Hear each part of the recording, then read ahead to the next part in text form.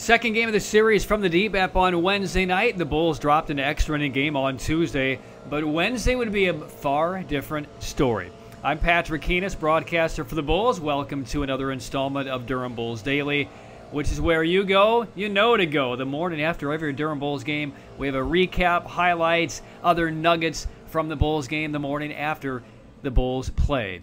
So feel free to subscribe. Please do that on Apple or Spotify or both. And you can also subscribe to our YouTube channel, Durham Bulls TV. Well, the tenor was set really early in this game. Jeffrey Springs making a major league rehab start for the Tampa Bay Rays.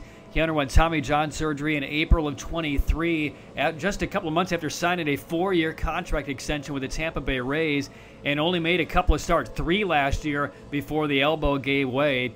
So Springs on the way back. Came to AAA for the first time in this rehab and was very efficient. 2 innings, 18 pitches, did not allow a thing, but got a little bit of help in the first inning. First batter of the game faced by Springs, Mark Payton singled, but then Logan Driscoll, strong arm catcher for the Bulls, who's been on the injured list for the last 5 weeks, was activated yesterday and started on Wednesday night and threw out Mark Payton trying to steal in that very first inning, and that effectively shut down the entire running game for the Charlotte Knights. Springs went 2 innings, needed 18 pitches, struck out 3, only allowed that base hit. Other than that, he retired the next 5 men. He then gave way to Angel Sanchez, who's been nothing short of brilliant since he was signed out of the Mexican major leagues a little more than a month ago by the Rays. And when he came into the game, he was already up 1-0. Curtis Mead singled home Cameron Meisner in the Bulls' first inning to give the Bulls a 1-0 lead. And then the Bulls would basically go home run derby the rest of the night. 5 solo home runs by the Bulls. Heriberto Hernandez came up to get the home run evening going for the Bulls, leading off the bottom of the third against Charlotte starter Sean Burke. Here's the 1-2. Fastball cracked way back left field. Heriberto Hernandez out of the park over the monster, smashing a 1-2 pitch for his second AAA home run. 2-0 Bulls in the third.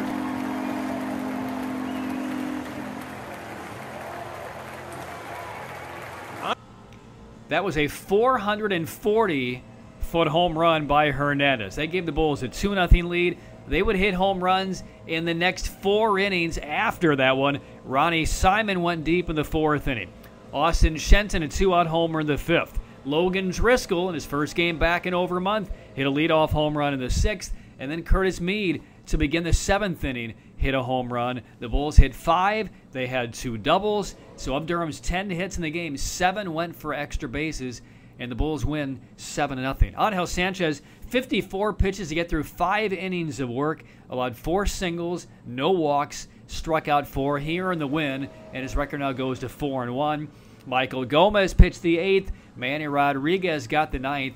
And when you think about how Greg Maddux used to throw complete games in the 90 to 95 pitch range, how masterful that was, 4 Bulls pitchers tonight combined on a 94-pitch shutout of the Charlotte Knights. That's how efficient the Bulls were. So the Bulls win it by a final of 7-0, get back to within 3 games of 500, 31-34, and they draw even 1-1 in the 6-game series.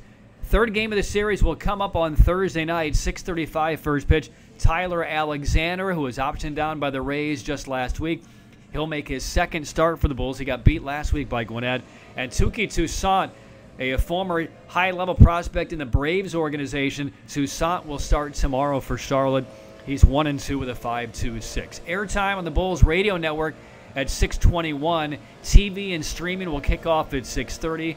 And the first pitch between Durham and Charlotte at 6:35. So once again, while you have a chance, please subscribe either on Apple or Spotify, and you can watch this mini pod on our YouTube channel, which is where you can find all of the long-form Durham Bulls podcasts as well, part of the Durham Bulls podcast. Do that at Durham Bulls TV. Patrick Keenis from the DBAP. Final score, Durham 7, Charlotte 0. That's it for today's Durham Bulls Daily.